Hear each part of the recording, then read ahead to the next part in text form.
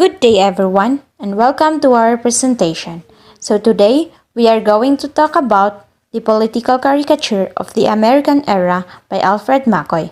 In this presentation, you will see some political cartoons which is graphic with caricatures of public figure trying to express the artist's opinion. For those who drew and published them, these cartoons were simultaneously a mirror of their society's colonial condition and act protest, a weapon in the struggle of social reform. Philippine political cartoons gained full expression during the American era. Filipino artists recorded national attitudes toward the coming of the Americans as well as the changing mores and times.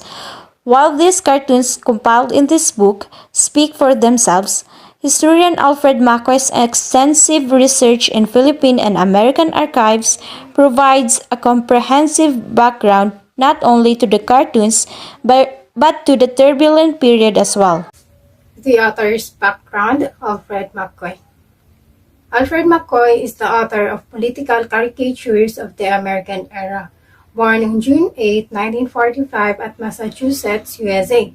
Citizenship, United States of America. He is a professor of the Southeast Asian History at the University of Wisconsin at Madison, where he also serves as the director of the Center for SE Asian Studies. He spent the past quarter century writing about the politics and history of the opium trade. After earning PhD in Southeast Asian History at Yale University, the writings of McCoy on this region has focused on two topics, which are Philippine political history and global opium trafficking. The Philippines remains the major topics of his research. His teaching interests include modern Philippine social and political history, U.S. foreign policy, colonial empires in Southeast Asia, global illicit drug trafficking, and last, CIA covert operations. And that's all for author's background. The cartoon makes the first of Manila regular police scandals in 1917. A mysterious informant named Pedro Chua wrote the Philippine Free Press alleging that the senior police are accepting bribe from Chinese gambling dens in the district of Quiapo and Binondo. The cartoonist Fernando Amorsolo gives the illustration his usual racist touch. While corrupt Filipino policemen are shown with normal facial features, the Chinese are caricatured as emaciated, with smiling faces that are more rodents than humans. Although Amorsolo was more extreme than most others, the cartoonists depict traffickers, corrupt, or opium Chinese in an equally racist way. For the present time, there are still senior police who still accepting bribe, not only from the Chinese people, but our local government itself.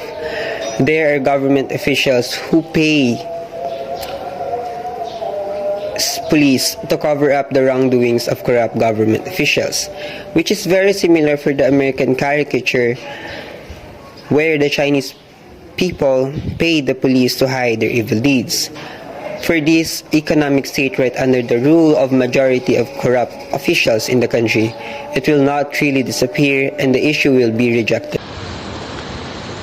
The caricatures depicts the injustice and unfair treatments experienced by the tenant farmers. This political caricature clearly illustrates how landowners easily the tenant farmers from their rightful. The overall explanation of 23 feature caricature in my assigned document is that in the Philippines, the presence of political cartoons has been seen as early as the publication of Kalayaan and La Solidaridad. Accounts pointed that the Philippine press has had love-hate relationship with the political cartoons, as the only published book on Philippine cartoons was in 1985. Political cartoons serve as the triggers for engaging in prevailing opinions during that time. It also became a current representation of the current condition of our country, as it let us see the problem. Furthermore, the current generation could have vivid glimpse of the past Philippine society through the cartoons, as the issues that arose during that time is clearly presented in its illustration. Finally, through the use of political cartoons, people get a visualize politics and appreciate the representation which are there worldwide. So, Assalamualaikum warahmatullahi wabarakatuh. So, if I were to interpret the meaning of the caricature New Bird of Prey, both in the context of American regime and in the present time, in my own opinion, what is shown in the caricature is what happened during the American colonial period, wherein the country faced a problem because of World War I. So, rising rents combined with high food prices to reduce the Manila working class to sudden poverty. So, because of these happenings, the mass is having a protest, and the said protest eventually reached the Malacanang Palace, and the Governor General Francis B. Harrison, the leader during that time, which also portrays the man in the caricature. So, he made a tentative move towards reform. But the problem is that his suggested reform was little more than just a temporary palliative. It is just for show why he is taking an action to the problem. He just wants the people to know that he is doing his job, maybe to calm them down, but not really to solve or make a solution to the problem. So just like what is happening in the present time, mostly our chosen leaders has the same characteristics as Mr. Harrison. In our country, kung hindi nila makita na may masaktan, may mag-protest o mag-rally, hindi sila mag-take ng action.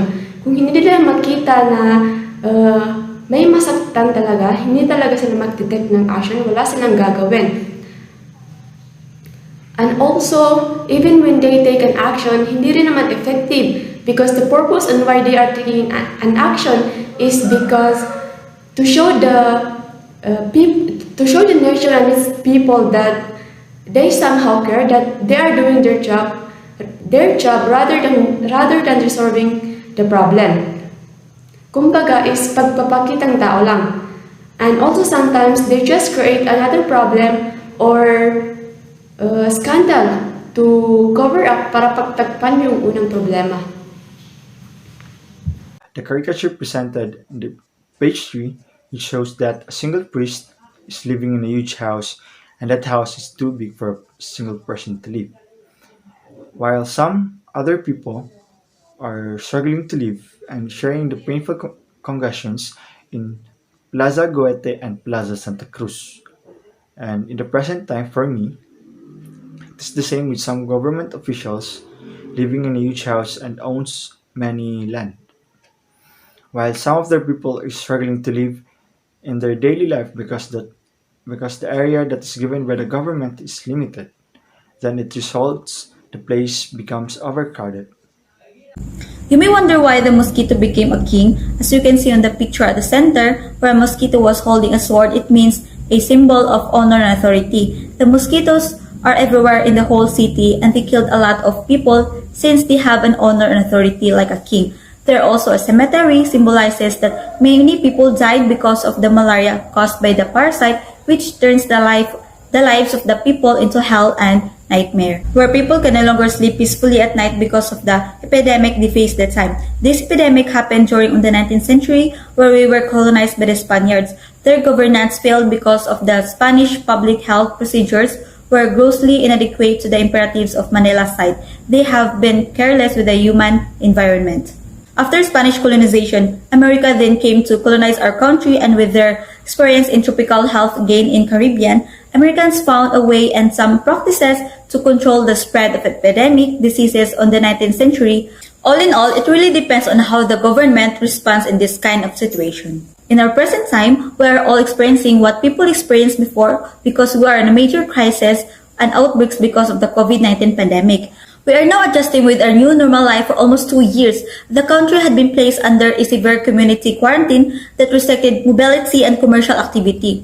While these actions reduced the development of COVID-19 in the community, they had a major negative impact on family incomes, jobs, children's education, food security, and enterprises. Most of all, a lot of people got infected on this virus and lost their loved ones and couldn't be with them before their last breath. The Department of Health advises the public to practice protective measures. It is still the best way to protect oneself against COVID-19. Philippines' free press was fierce defender of liberty and public virtues. It first came out on January 20, 1907 as bilingual English and Spanish newspaper. Free Press was originally the organ of the Moral Progress League, which was combating vice in Manila. In 1920s and 1930s, the magazine became a voice of decency and moderation in the politically turbulent times. Its editorial lambasted the corruption and political shenanigans of government and officials. In its mocking editorial of February 1921, the Free Press commented, "Now with our legislators and officials able to strut around with a gun or two guns strapped about the manly waist, they will have to be respected." However, on 1946, the Free Press was able to resume publication with pre-war. The post-war years were what gained the Philippines Free Press the epithet of being quote the glory of the Philippine. Journalism in code, as one foreign authority noted in the New York Times, editorialized fearless, relentless, and uncompromising.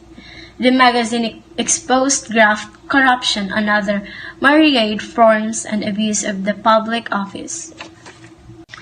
In 1960, Mr. Dick died, leaving the magazine to Rogers and the staff. The staff promptly bought the company's shares from Rogers, who had returned to the United States, where he would die in late 1963, making the Philippines Free Press finally Filipino and employee-owned. Hi guys, I will explain to you what you can see in the caricature. So this caricature illustrates why the term colorum was created.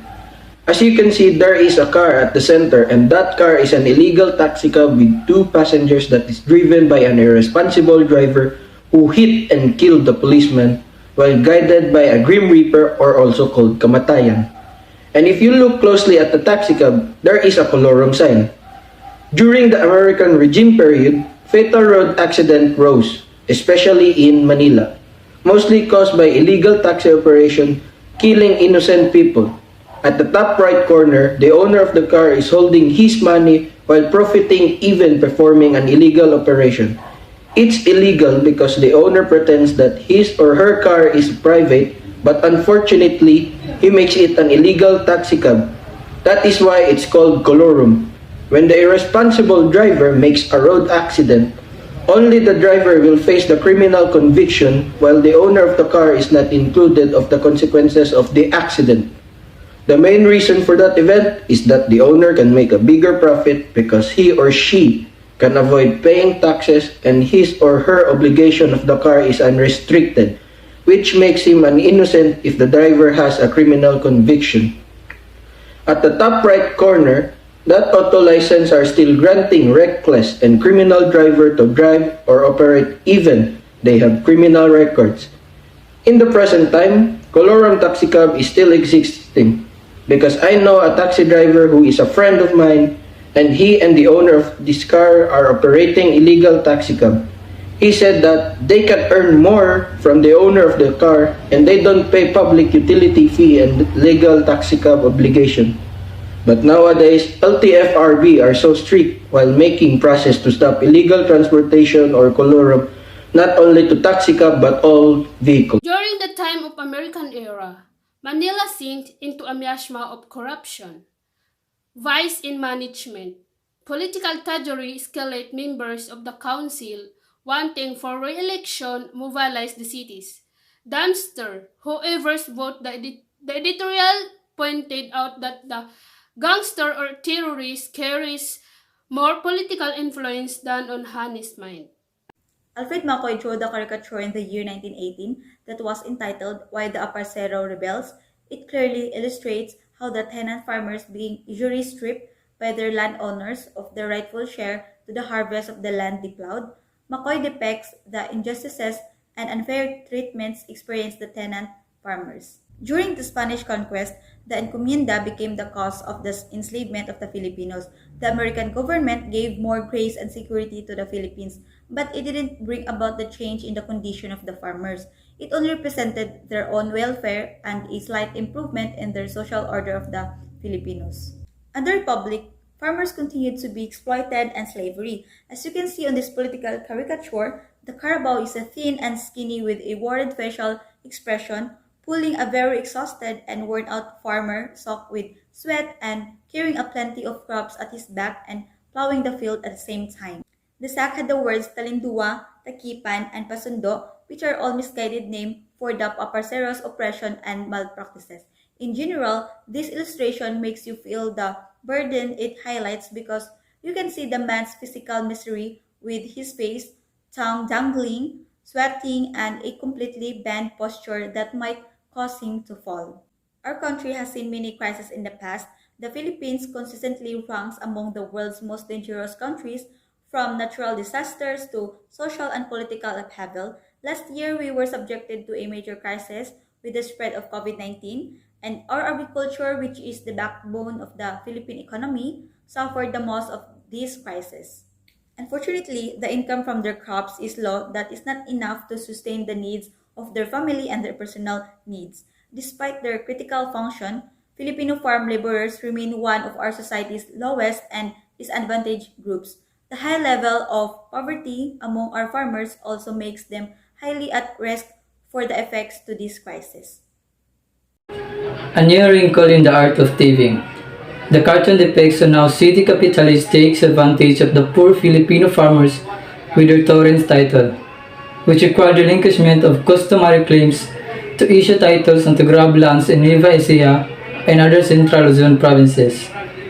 During the American era, Filipinos became a follower of the Americans, wherein Americans can do like almost everything to our Filipino farmers. The cartoon also shows how Filipino farmers struggle for their lives, striving really hard for work, and serve the usurper. Usurper is a person who takes in a position of power by force. In this case, the Americans are the usurper, which means they don't really own the land because they are just claiming it without the legal right to claim the land. But in the case that they have the power and authority during the American era, the Americans are just taking advantage of their power, letting the Filipino farmers do all the hard work. Crisis. Credit crisis is a breakdown of financial system. Now, the sugar crop production of the farmers was being threatened by this crisis. As the credit began to dry up, the farmers are badly affected where they can no longer support in financing their production. In the present time, the situation of the farmers are much more serious or even critical because it's not only the sugar crop production is suffering from the crisis. For instance, in rice production, which is very in demand in our country. From the crisis. For instance, in rice production, which is very in demand in our country. But the problem here is, where do farmers can get financial support where they cannot avail loans for their production? Now, the shortage arises. That's why we are likely to import rice from other country to sustain the flow of rice here in our country.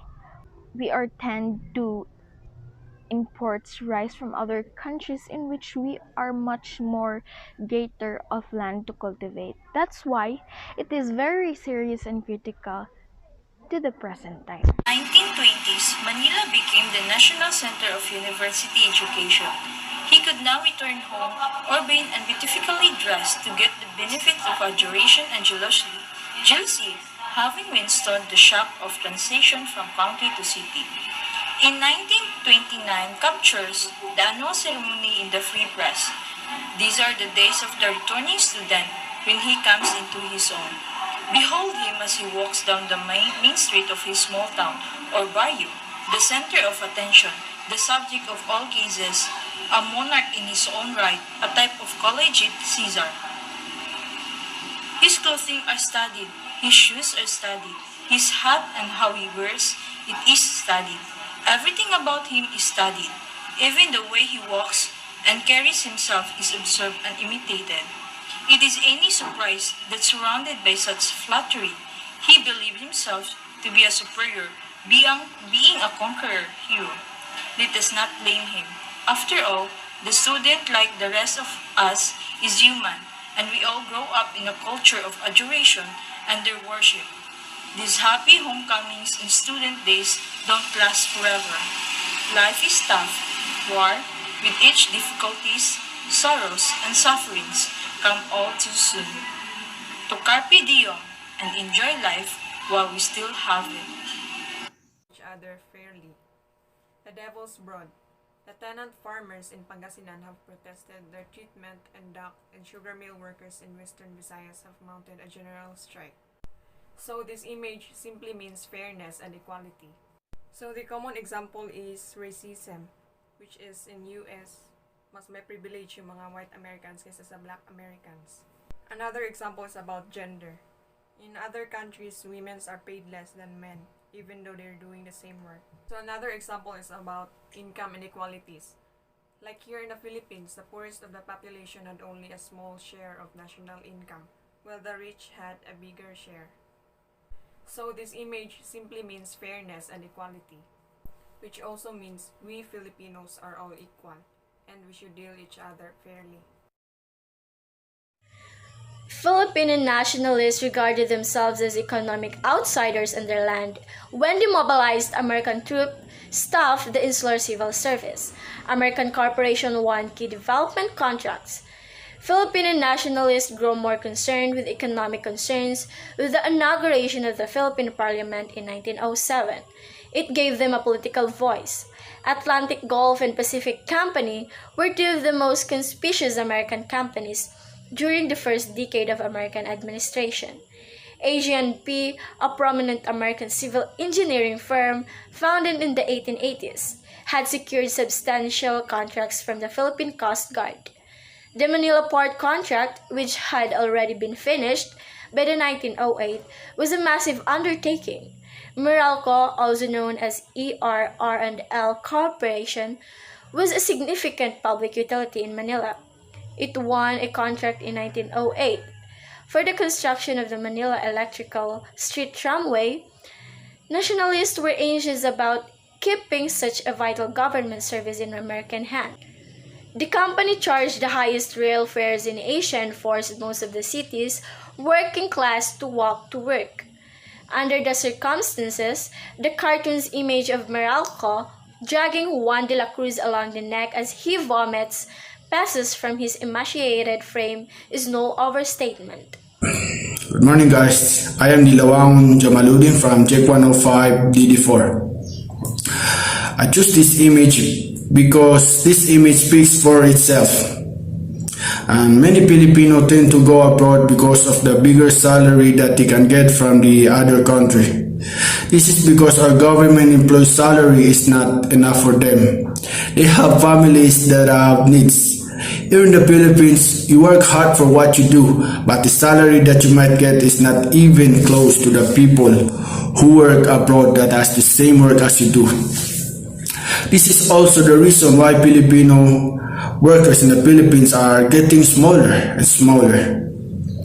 Some people also go abroad because they have the skills that is the same that the employee abroad has.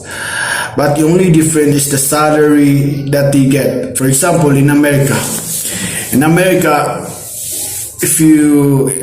a fast food staff, you might get $9.13 per hour for 8 hours shift, and if it converted to peso is 469.96 per hour. Unlike here in the Philippines, the fast food staff has only an average salary of 60 pesos per hour for 8 hour shift. They have the same work and duty, but they have different rewards or salary. That's why Filipino people struggle and suffer because of this difference that is still now unresolved. And thank you. Mamumuong Amerikanhon, mamumuong Pilipinhon caricature. Let's first interpret the caricature. An American worker can be seen on the left side effortlessly carrying a load of product while using equipment and still earning $5 per day, while the Filipino worker can be seen on the right side carrying a load of sack on his back under the tropical sun of Manila and earning 1 peso per day. During this time, $5 equaled 10 pesos. The caricature during the American regime and now. The American worker, Filipino worker, refers to a more fundamental inequality, the difference in wages and working conditions between the two countries, rather than a tenfold difference in Filipino and American manual wages within the colony. Today's regime bears little resemblance to the American one. Even after working 2 or more jobs per day, Filipino workers still earn small amount of money. However, there are still some process changes, such as some higher level positions now paying Filipino workers the salary they deserve. Because of their advanced technology and equipment, American workers continue to earn large sums of money. And that's Mamumuong American Hon, Mamumuong Philippine Hon caricature. And I am Zainul Rival Sadiq Ersan. And the next cartoon was published on November 27, 1915. Uncle Sam was riding a chariot, and the Filipino boys was pulling the chariot. They were wearing a school uniform, and some of them holds a American object like a baseball, whiskey, and boxing gloves. McCoy, into said cartoon, says that this cartoon was based on an event in 1907 when William was brought to some part of Manila riding a chariot pulled by students of Lyceum de Manila. And the next cartoon is Bagong Pusob on October 29, 1926. This cartoon shows a parade of the death of a person, which carries by 4 people. Along with them, there's a fat man, a kid holds book and something, a old man that looks tired and carry also something, and a musician. I've done some research about this cartoon but nothing shown. So I think this connects to the previous cartoon, that a foreman is a Filipino that carries a Spanish dead person. The elections before and after. After only 15 years of party politics, the corruption of the political process had become apparent by the early 1920s. Candidates were buying votes with gifts and favors. Once in office, these cornered the voters they had once bought. As shown in the cartoon, Juan represents as the situation of the voters before the election, holding a ballot which is where they depends on who they will vote for. Candidates were treating him like a higher being, giving him gifts and promises where the only intention is to get his vote. But after the election, everything became the opposite. Juan is now the one begging for the support as the elected candidate forgets everything that they have promised. This happened not only during the American era, but also at the present time. Corruption still exists, and candidates bribing voters for their votes. In this picture, it summarizes the national views, how imperialists provoking us and pitting us against each other. It is all about Christian and the Muslim Filipino citizen. In my own perspective, the man represents the American regime or the imperialist, while the 2 roosters that he's holding represents the Moros and the Christian Filipino. So if you look at the picture, we can conclude that the man was making the roosters fight with each other. The symbolism of this picture shows how the imperialists were the brain of the fight between the Filipino citizen who have different religious beliefs. Kumbaga, in that time, sila yung gumagawa ng pakana para tayong mga Pilipino ay magkagulo magkaaway. So, which is ginawa nilang way ang ating mga religious belief. So, they manipulated both sides. So, they will see each others as an enemy. So, once the Moros and the Christians fight with each other, in that way, yung mga Pilipino will lose their unity and the country will be easily controlled by their regime. A pleasant day to each and every one. I am Haji Subar Hanima. So the caricature of Alfred McCoy entitled The Independent was published in 1928, show Juan de la Cruz as a beast of burden bearing a crushing load of taxes and job holders. So as you can see in the picture, Juan de la Cruz has so many problems in life that he faced on his own. The title itself, The Independent, Juan de la Cruz has no one. No one can help him, no one can save him, but only himself.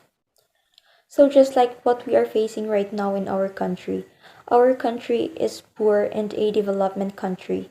Some of our politicians are greedy and corrupt because of their bad actions, just like corrupting the fund or budget that is actually for people or their project.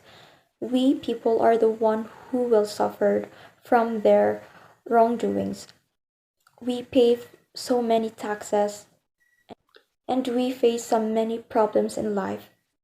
So no one can save you, but only yourself. I'm Ibrahim Sultan. What I'm going to report is the caricature of co-education. The result of co-education. Vicente Soto is a radical nationalist workers advocate and the one who published or publisher of the Independent. And aside for that, he is a conservative moralist. As you observed in the left side of picture, which is the Independent on 4 August 1917, it shows the satirizes of their education. In the University of the Philippines campus at Ermita, everyone have their own businesses while the teacher is teaching them. The teacher have not the right to argue because of what we are independent circus. They are able to do whatever they want because of what we call independent. They don't know how to respect their teacher. Afterward, you can observe in the right side picture, they learn how to respect each other. It is because of what we call education. To formally understand the meaning of this discussion is all about to show how education helped them to grow up through enhancing their manners or characteristics. Because of education, their manners were improved and developed unto good. They learn what is right and wrong, also to respect because of they are educated. It is also show education help them to learn what are the things that we must to do every individual and how to respect each other. The loyalty of the Filipinos. In the American era, Filipinos will dedicate their life for the sake of the liberty. Because of the loyalty of the Filipinos, there was a bloody war, which was the Philippine-America War, where over 1 million Filipinos died as a result of the war. Yet the Philippines were left without a strong leader and suffered economically. But without the war, Filipino nation could not have existed. So I have this example pictures of the loyalty of the Filipinos. This picture is trying to show how America were trying to win over the Philippines by giving them gifts. The gifts were new technology to industrialize. The US also was going to give them American education, but they still did not win. And now, even though Philippines is suffering, at least up until now, Filipinos are still going to dedicate their lives if there is someone who will colonize the Philippines. And there are 109.6 million Filipinos, and the loyalty is getting bigger and strengthened. Janisa M. Mabaning. La Ultimo basically about making a bill for independence and a battle between legislators. Senator Osmeña and Lower House Speaker Rojas in favor of Harry Howie's Cutting Independence Bill. The Harry Howie's Cutting Act was the first U.S. law passed setting a process and a date for the Philippines to gain independence the U.S. from the United States. Whereas Senator Quezon opposed the bill fearing loss of leadership, if both Senator Osmeña and House Speaker Rojas returned home heroes. Because of his Senator Quezon fear, Quezon battled for a section of oppose the Harry Howie's Cutting Independence Bill or when the three legislators came back in the Philippines from Washington in June 1933. Quezon fight for Harry Howie's Cutting Bill on Washington. There's a group of people who was directly manipulated the vote. Later, Philippines was under the colonization of American regime and Quezon tried to pass the Harry Howie's Cutting Bill in Washington. But after 8 months of the Harry Howie's Cutting Bill has been approved.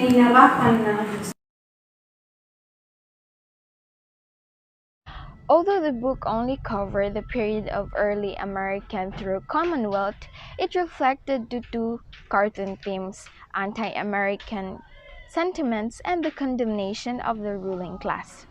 Since people's sensitivities are captured immediately through images, the popularity of cartoons has risen throughout the years.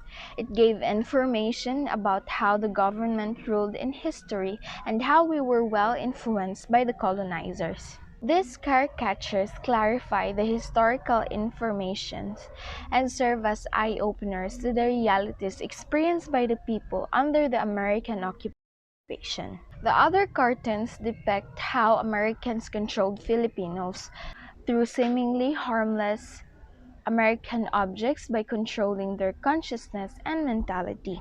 Americans got to control the subjugate Filipinos. Pressing issues are clearly illustrated in the caricatures of characters and satirize the situations in the Philippine society during the American era. Indeed, the artist's works are relevant in the study of Philippine history. Artists' free expression of thoughts through their cartoons somehow influenced the Filipinos' colonial mentality.